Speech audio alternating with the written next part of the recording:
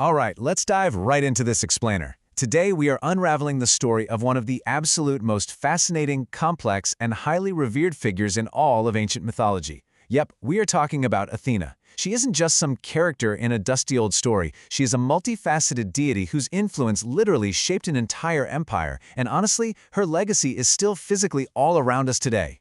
Get ready because her story is absolutely wild. But before we even get to the beautiful modern city that bears her name, or her incredible modern legacy, I want you to ask yourself a question. Can you imagine a fully grown, fully armed warrior being born straight out of someone's head? I mean, no way, right? It sounds like a bizarre scene from a surreal fantasy movie. Well, that is the actual, literal mythological premise we are dealing with today, and we're going to explore exactly how and why that happened. Section 1. Goddess of Wisdom and War. Okay, so to really understand how we get to that unbelievable birth, we first have to figure out who she actually is. Historically known as Athene, Pallas Athena, or by her Roman equivalent, Minerva, her domains are just a fascinating study in contrasts. Seriously, think about it. On one hand, she governs the brute force of war, bringing courage, strength, and tactical strategy to the battlefield. But, and this is a key difference, she is all about justified warfare. Then, on the complete opposite end of the spectrum, she is the master of divine intelligence. She oversees architecture, crafts, law, justice, and even mathematics. She embodies virginity and the very concept of civilization itself. It's just a stunning portfolio, perfectly balancing the fiery chaos of combat with the cold, calculated logic of math and architecture. Enter iconic symbols. They perfectly reflect this dual nature of wisdom and combat. So you've got the owl, representing her unmatched wisdom, and the olive tree, representing peace and utility. But then, right alongside those peaceful symbols, you have the snake, the impenetrable Aegis, her armor, her helmet, and her spear.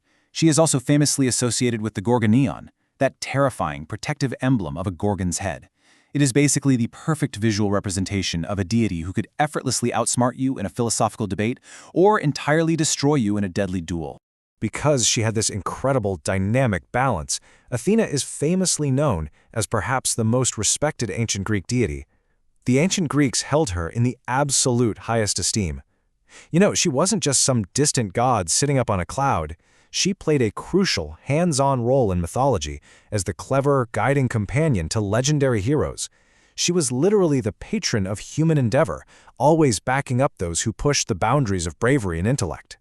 Now, to understand her place in the cosmos, we quickly have to map out her massive divine family tree. She was Zeus's absolute favorite daughter, for sure, and she sits among a huge roster of famous siblings. We're talking about gods and legends like Artemis and Apollo, Aphrodite and Ares, Hermes, Hephaestus, Dionysus, and even mortals turned immortals like Heracles and Helen of Troy. I mean, talk about a loaded family reunion, right? Just packed with powerful personalities. Section 2. Bizarre birth from Zeus. Actually, before we look at her bizarre birth, there's a wild historical curveball we need to address. Historically speaking, Athena actually appeared in early linear B scripts at Knossos, even before Zeus became the prominent supreme leader in the classical Olympus timeline. That's right, early civilizations were writing about her way before the famous myths were rewritten to make Zeus the ultimate patriarch. So, returning to that classic, rewritten mythological narrative, the catalyst for her entire birth story is just pure, unadulterated paranoia. You see, a prophecy warned that Metis, the goddess of thought and craft, would bear a child far more powerful than its father, and since the father in question was Zeus, the king of the gods, well, he was absolutely terrified. He wasn't about to let himself be overthrown by his own kid. And this builds into one of the absolute wildest medical procedures in history. To stop the prophecy, Zeus lies to his pregnant wife Metis and literally swallows her whole. Just right into his belly. Problem solved, right? Well, wrong. Soon after, Zeus is hit with this agonizing massive headache. The pain is just unbearable. So to relieve the pressure, another god, and ancient sources kind of debate whether it was Prometheus, Hephaestus, Hermes, Ares, or Palemon, takes a Minoan double-headed axe and just splits Zeus's head wide open. And right out of that gaping wound leaps Athena, fully grown, fully armored, and ready to fight. Now, what's really interesting here is how the ancient authors actually contradicted each other about her maternity after this chaotic event. Like, if you read Hesiod's Theogony, Metis is explicitly named as Athena's mother.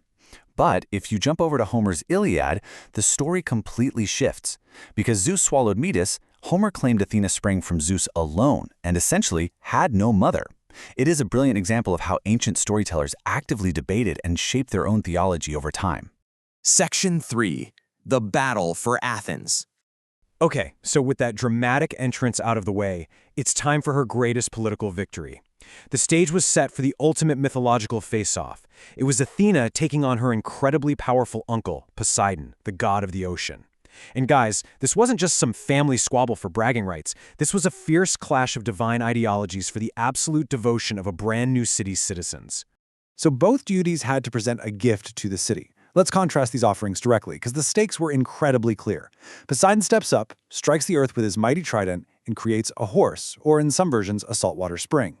His gift was a symbol of brute strength, naval dominance, and war. Then Athena steps up. She uses her magic to create the very first olive tree. Now, it wasn't as flashy, sure, but it was a powerful symbol of utility, economic growth, agriculture, and above all, peace. Faced with this choice, the citizens made a really brilliant calculation. They chose the olive tree. They prioritized peace and practical utility over the sheer brute force of war. And in a highly satisfying resolution, they officially named their magnificent city Athens in her honor, establishing her forever as their virgin patron deity. Section 4. Legacy remaining today. So, the crucial question here is, why does any of this matter to us today? Well, this brilliantly illustrates how deeply Athena's myth is physically ingrained in modern Greece right now. Just look at the economy and agriculture. That very olive tree she gifted the city, the olive remains the absolute #1 economic fruit in Greece today. Look at the architecture. The world-famous Parthenon, sitting proudly on the Acropolis, was built specifically to honor Athena Parthenos. And as for modern tourism, small statues of Athena are sold absolutely everywhere as incredibly popular souvenirs. Her influence is quite literally carved in stone and grown right in the soil of Greece. As we wrap up this explainer, I really want to leave you with one final thought. The citizens of Athens had a choice that defined their entire civilization, and it brings us right back to the core theme of her myth. If a deity appeared before you today and offered you the raw power of war or the steady, fruitful roots of peace to build your future, which would you choose? It is a question from the ancient world that we are all still answering today. Thanks for joining me for this explainer, and keep exploring the stories that shape our world.